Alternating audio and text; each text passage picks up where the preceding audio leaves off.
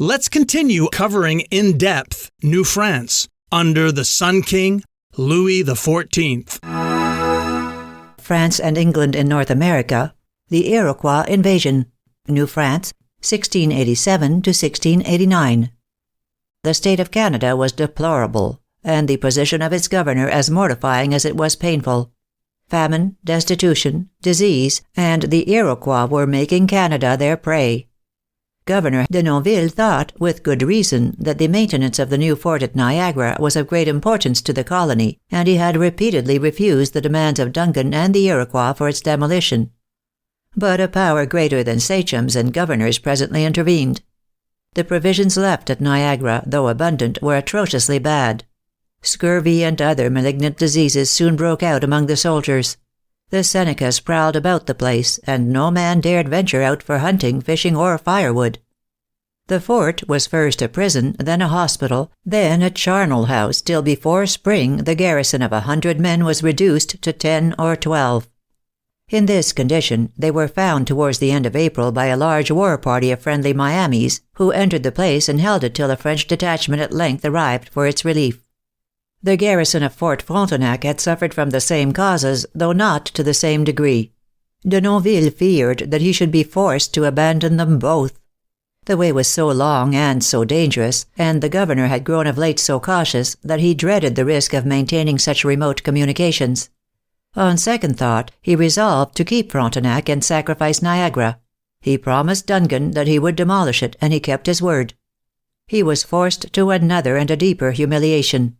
At the imperious demand of Duncan and the Iroquois, he begged the king to send back the prisoners entrapped at Fort Frontenac, and he wrote to the minister, "Be pleased, Monseigneur, to remember that I had the honor to tell you that, in order to attain the peace necessary to the country, I was obliged to promise that I would beg you to send back to us the prisoners I sent you last year. I know you gave orders that they should be well treated, but I am informed that though they were well enough treated at first, your orders were not afterwards executed with the same fidelity.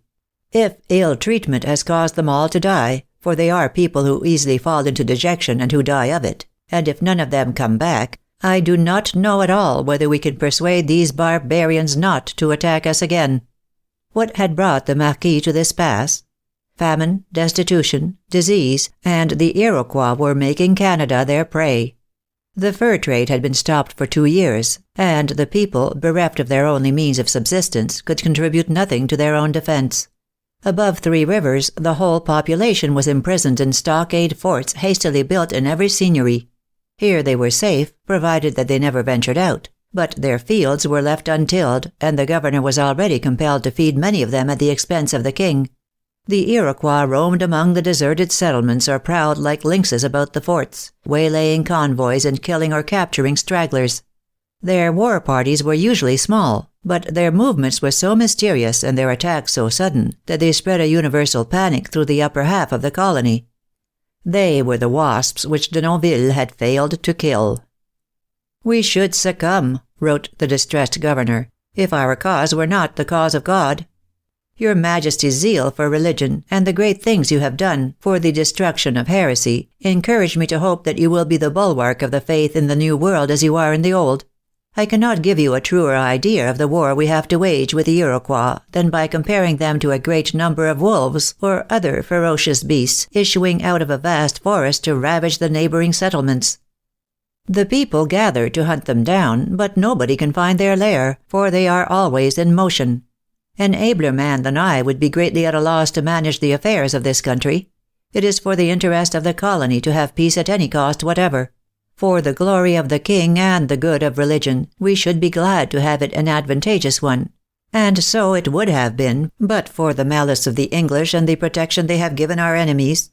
And yet he had, one would think, a reasonable force at his disposal.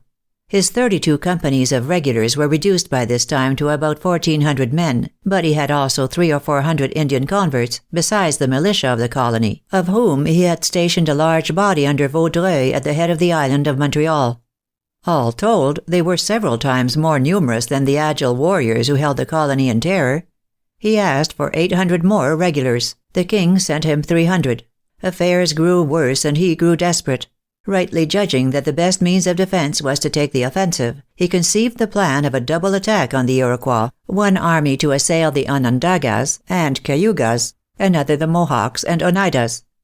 Since to reach the Mohawks as he proposed by the way of Lake Champlain, he must pass through territory indisputably British, the attempt would be a flagrant violation of the Treaty of Neutrality. Nevertheless, he implored the king to send him 4,000 soldiers to accomplish it. His fast friend, the bishop, warmly seconded his appeal. "The glory of God is involved," wrote the head of the church, "for the Iroquois are the only tribe who oppose the progress of the gospel. The glory of the king is involved, for they are the only tribe who refuse to recognize his grandeur and his might. They hold the French in the deepest contempt, and unless they are completely humbled within 2 years, His Majesty will have no colony left in Canada." And the prelate proceeds to tell the minister how, in his opinion, the war ought to be conducted. The appeal was vain. "His Majesty agrees with you," wrote Seignelay, "that 3,000 or 4,000 men would be the best means of making peace, but he cannot spare them now. If the enemy breaks out again, raise the inhabitants, and fight as well as you can till His Majesty is prepared to send you troops." A hope had dawned on the governor. He had been more active of late in negotiating than in fighting, and his diplomacy had prospered more than his arms. It may be remembered that some of the Iroquois entrapped at Fort Frontenac had been given to their Christian relatives in the mission villages. Here they had since remained. Denonville thought that he might use them as messengers to their heathen countrymen, and he sent one or more of them to Onondaga with gifts and overtures of peace. That shrewd old politician Big Mouth was still strong in influence at the Iroquois capital, and his name was great to the farthest bounds of the Confederacy. He knew by personal experience the advantages of a neutral position between the rival European powers, from both of whom he received gifts and attentions, and he saw that what was good for him was good for the Confederacy, since, if it gave itself to neither party, both would court its alliance. In his opinion, it had now leaned long enough towards the English, and a change of attitude had become expedient. Therefore, as Denonville promised the return of the prisoners, and was plainly ready to make other concessions, Big Mouth, setting at naught the prohibition of Andros, consented to a conference with the French. He set out at his leisure for Montreal with 6 Onondaga, Cayuga, and Oneida chiefs. And as no diplomatist ever understood better the advantage of negotiating at the head of an imposing force, a body of Iroquois warriors to the number, it is said, of 1,200 set out before him, and silently took path to Canada. The ambassadors paddled across the lake and presented themselves before the commandant of Fort Frontenac, who received them with distinction, and ordered Lieutenant Perel to escort them to Montreal.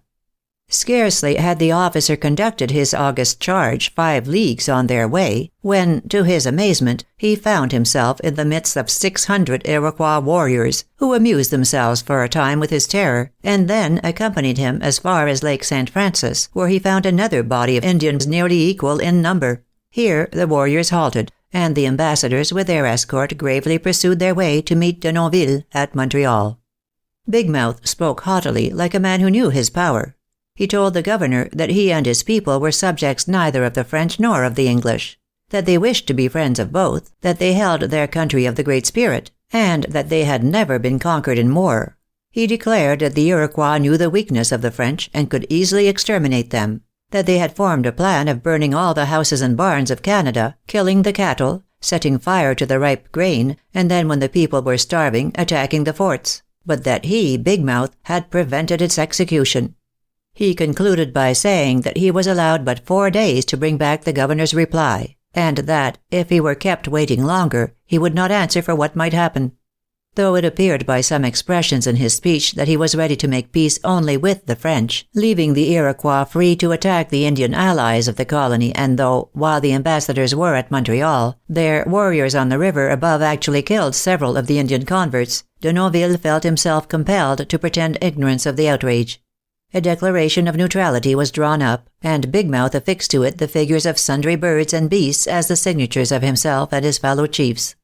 He promised, too, that within a certain time deputies from the whole Confederacy should come to Montreal and conclude a general peace. The time arrived, and they did not appear. It became known, however, that a number of chiefs were coming from Onondaga to explain the delay, and to promise that the deputies should soon follow. The chiefs, in fact, were on their way. They reached La Famine, the scene of Labarre's meeting with Big Mouth, But here an unexpected incident arrested them and completely changed the aspect of affairs. Among the Hurons of Michilimackinac there was a chief of high renown named Kondiaronk, or the Rat. He was in the prime of life, a redoubted warrior and a sage counselor. The French seem to have admired him greatly. "He is a gallant man," says La Hontan, "if ever there was one," while Charlevoix declares that he was the ablest Indian the French ever knew in America, and that he had nothing of the savage but the name and the dress. In spite of the father's eulogy, the moral condition of the Rat savored strongly of the wigwam. He had given de Nonville great trouble by his constant intrigues with the Iroquois, with whom he had once made a plot for the massacre of his neighbors, the Ottawas, under cover of a pretended treaty. The French had spared no pains to gain him, and he had at length been induced to declare for them, under a pledge from the governor, that the war should never cease till the Iroquois were destroyed. During the summer, he raised a party of 40 warriors and came down the lakes in quest of Iroquois scalps. On the way he stopped at Fort Frontenac to hear the news, when, to his amazement, the commandant told him that the deputies from Onondaga were coming in a few days to conclude peace, and that he had better go home at once. "It is well," replied the Rat. He knew that for the Hurons it was not well. He and his tribe stood fully committed to the war, and for them peace between the French and the Iroquois would be a signal of destruction, since de Nonville could not or would not protect his allies. The Rat paddled off with his warriors. He had secretly learned the route of the expected deputies, and he shaped his course, not as he had pretended, for Michilimackinac, but for La Famine, where he knew that they would land. Having reached his destination, he watched and waited 4 or 5 days, till canoes at length appeared, approaching from the direction of Onondaga. On this, the Rat and his friends hid themselves in the bushes. The newcomers were the messengers sent as precursors of the embassy. At their head was a famous personage named Decanesora, or Teganesorans, with whom were 3 other chiefs, and it seems a number of warriors. They had scarcely landed when the ambushed Hurons gave them a volley of bullets, killed one of their chiefs, wounded all the rest, and then, rushing upon them, seized the whole party except a warrior who escaped with a broken arm. Having secured his prisoners, the Rat told them that he had acted on the suggestion of de Nonville, who had informed him that an Iroquois war party was to pass that way. The astonished captives protested that they were envoys of peace. The Rat put on a look of amazement, then of horror and fury, and presently burst into invectives against de Nonville for having made him the instrument of such atrocious perfidy. "Go, my brothers," he exclaimed, "go home to your people.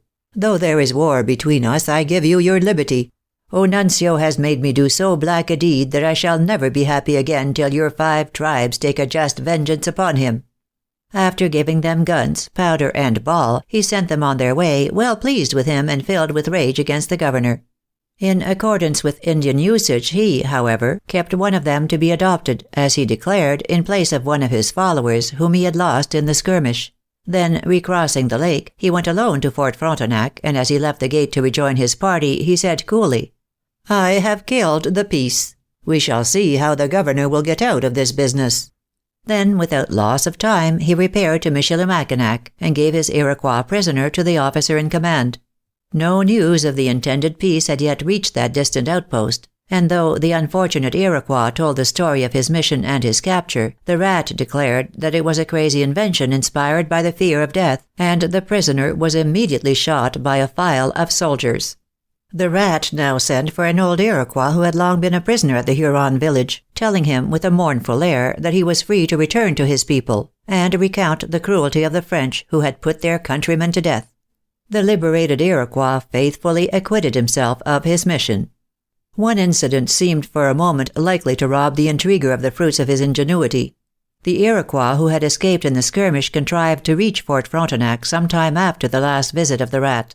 He told what had happened, and after being treated with the utmost attention, he was sent to Onondaga, charged with explanations and regrets. The Iroquois dignitaries seemed satisfied, and de Nonville wrote to the minister that there was still good hope of peace. He little knew his enemy.